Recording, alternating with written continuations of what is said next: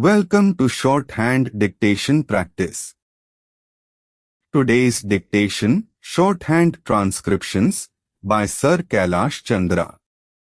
Transcription number 63 at 80 words per minute. Get your pen and notebook ready. We will start the transcription in 5 seconds. 5, 4, 3, 2, 1. Start. Transcription number 63. You have rightly stated that the principle of this bill has been unanimously accepted by the House, and most of the relevant points have been made out, and that no time of the House should be taken by repeating the same points again and again. One of the points on which I want to lay stress, and which is being disputed again and again by the Treasury benches, is the question of cottage industries. Though you pointed out to them yesterday that there is provision in this bill to take into consideration the cottage industries also, and the Deputy Minister realized it. Again there was a point raised by Mr. Sidhwa today, and the Speaker, who was in the chair at the time, said that the scope of the bill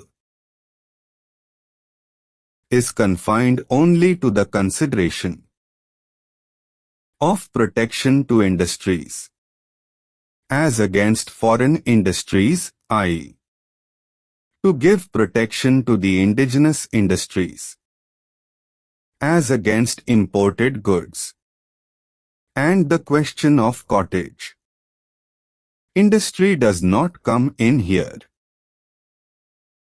The Deputy Minister detoured this. Unless protection is given to indigenous industries, we shall not be able to develop industrially. I wholeheartedly support this proposition. I am not against it. When I speak of cottage industries, I do not for a moment think that our country should not be developed on the same lines as the other countries in the world. I want that every villager should have the same amenities that we sitting in this house have. Every villager should have furniture, fittings, houses and so on.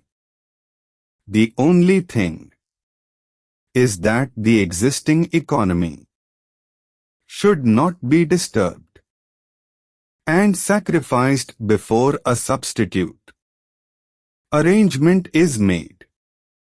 Before we give protection to any bigger industries, the first thing we should consider is that the materials which are at present being produced in our villages to meet the requirements of our villages, and on which the economic life of the villagers rests, are properly safeguarded. We should see that we have a sufficient quantity of consumer goods to meet the necessities of all the people in the country. And nothing is done merely in the interest of 10% of the people, at the sacrifice of the existing village economy before making sure of some better substitute. I find that at the present moment our attention is confined to the amenities and requirements of a portion of the population only. The other day my friend, Mr. Krishnamachari, whom I regard as a great economist and who knows finance etc., and looks to the interests of the country and gives very good advice, said that we do not want to go to a medieval age, and the luxury of yesterday is the necessity of today, and that the few articles which we import today from many foreign countries and the few industries which we are starting for the recreation and amenities of the people should not be grudged. I agree with him. I do not grudge them. But looking at the condition as it is today, and the circumstances under which we are placed, and over which we have no control, if we want to develop our country on the same basis as other countries have done industrially, and otherwise we do not have at our command all the necessary materials, and we simply cannot do it with the speed we want. We have to depend upon others. So, at least during the transitional period, it may be that the necessities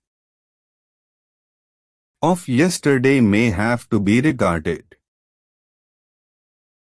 as the luxuries of today, and for some time we have to take to austerity, so that resources may be squarely distributed. I welcomed this bill most heartily when I went through it. But when the Deputy Minister was speaking, he probably overlooked or gave scant attention to one point. I am referring to Clause 12.